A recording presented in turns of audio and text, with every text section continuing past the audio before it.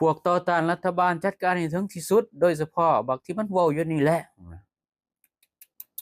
ย้านเด้แอดมินย้านแห้งเนาะอ่าอ่ะให้โตเบิ่งนี่ก่อนวิดีโอนี่อุ้ยอุ้ยอุ้ยอุ้ยจักรยานเนี่ยอุ้ยอุ้ยอุ้ยอุ้ยถูถูอุ้ยอุ้ยเอาแม่อุ้ยปลาปลานี่ไปก่อนนี้นี่ไปก่อนถ้าโตเก่งโตเป็นหยังบ่ไปจัดการกับคนจีนที่มาเฮ็ดกับคนลาวดูถูกเกียรติศักดิ์ศรีของคนลาวเรื่องแบบนี้บ่แม่นว่าสิกำลังเกิดที่คนจีนมาตีคนลาวในแผ่นดินลาวเนี่ยตาเนาๆดังแหม่ๆมันเบิ่งคักๆเนาะสิมาจัดการคนอื่นน่ะเฮ็ดจัดการกับคนจีนสิมาเฮ็ดกับคนลาวให้ได้ซะก่อนคนจีนมันสิมาเป็นนายคนลาวทุนจีนนี่เขามาโรงแรมอยู่เวียงจันทน์น่ะบ่ฮู้ว่าเป็นของจีนเบิดแล้วหรือยังมักคุเทศก์จังซี่นี่หรือว่าพวกไกด์นำเที่ยวจังซี่เขาก็เอาคนของเขาร้านอาหารก็ของเขาเนาะเศรษฐกิจนี่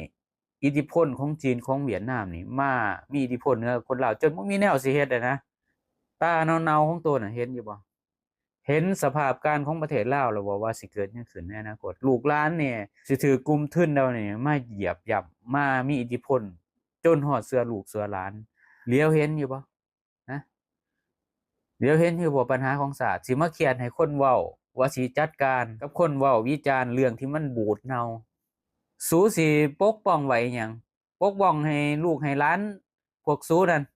มันเกิดกับประเทศลาวนี่ทุกมื้อนี่ยังบ่พออีกอยากให้มันเกิดกับลูกหลานอีกแม่นบ่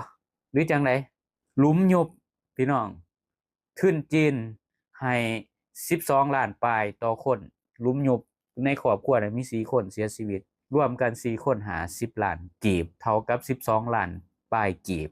สวัสดิการสังคมของคนลาวชีวิตของคนลาวเท่ากับชีวิตหนึ่ง12ล้านกีบนี่นะสู้ภูมิใจบ่แล้วก็สู้สิอยากมา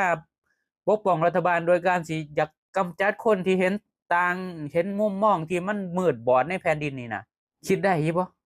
ฮะคิดเพื่ออนาคตเพื่อลูกหลานคนรุ่นหลังแน่บ่สมองเนาๆน่ะคิดเป็นอยู่บ่